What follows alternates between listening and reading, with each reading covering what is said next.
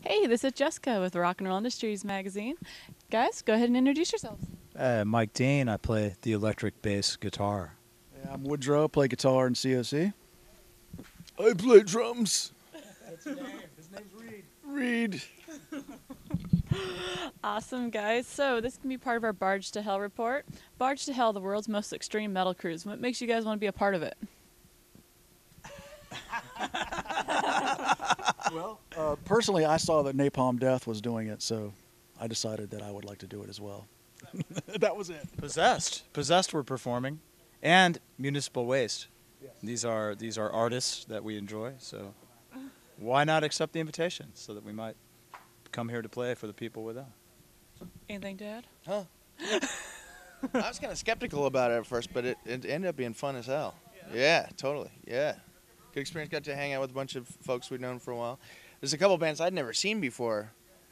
Believe it or not, like Exodus, never seen Napalm before, so that was cool. Paradise Lost. I think Paradise Lost did it because they saw we were on the thing. So. It's all full circle. Yeah, full circle, man. Awesome. So, who comes up with the artwork ideas for your band? How does that work out? Well, the most recent thing, Megalodon, this guy named Eric Roper is an amazing artist, and yeah, we had a song called Megalodon, and we just kind of threw at him that we wanted a prehistoric-looking shark jaw, maybe to be discovered by some people who were in a prehistoric stage of development, but actually living in the shadow of a crumbled, fallen civilization. So that was kind of my trip, but you know. We have a lot of different art going on out there, but that would be the most recent. So you guys give pretty good direction, and then they put it to light? Not usually, no. That was kind of a rare idiot savant moment.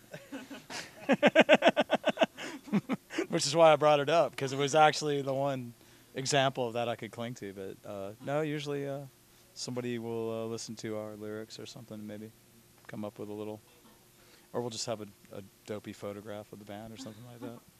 Awesome, awesome. I love how you're laughing at me. All right. So, we're not laughing.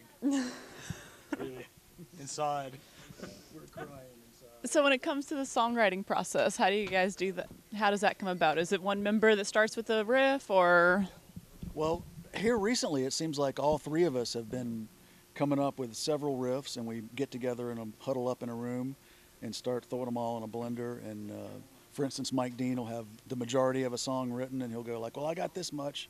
Have you got a little thing, you know, and we'll throw together a thing, and vice versa for all of us. And that's kind of been our little formula here as of recent.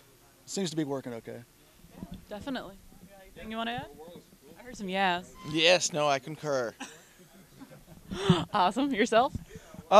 Yeah, I mean, everybody comes with their different musical ideas, and we kind of put them together, and part of the process is to misinterpret the ideas a little bit and change them and be like, wait, no, that mistake is better. Throw a couple wrinkles in there, and then it's time to write some lyrics, and you know, that's just kind of a gift from the random, you know, the randomness of the universe. Just start with a couple nonsense words and look for a thread of coherency in it, and eventually it resembles like a rock song. There you go. So what kind of equipment drives your guys' sound? Like gear? Like actual names of gear? Guitars? Is there any that you'd like to talk about?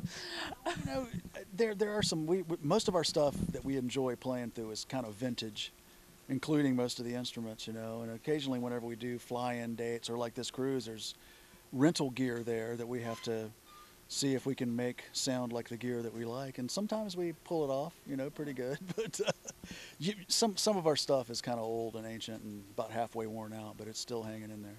Yeah, all that stuff is tools. I know there's a business in selling and promoting these tools, but really it's the craftsman and not the tool.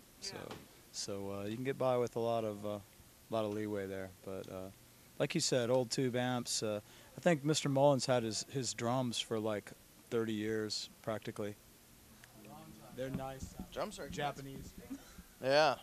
I think I got them in '83, something like that. Saved all my lawn mowing business and allowance. Went up to DC and I wanted to get the same drum kit that Clive Burr from Iron Maiden had. So I got that. And he still has it. Yeah. Now we need to get him to get some cases. No cases yet, huh? None yet, no. He's saving up his allowance money. Well, you guys got to start giving more allowance then.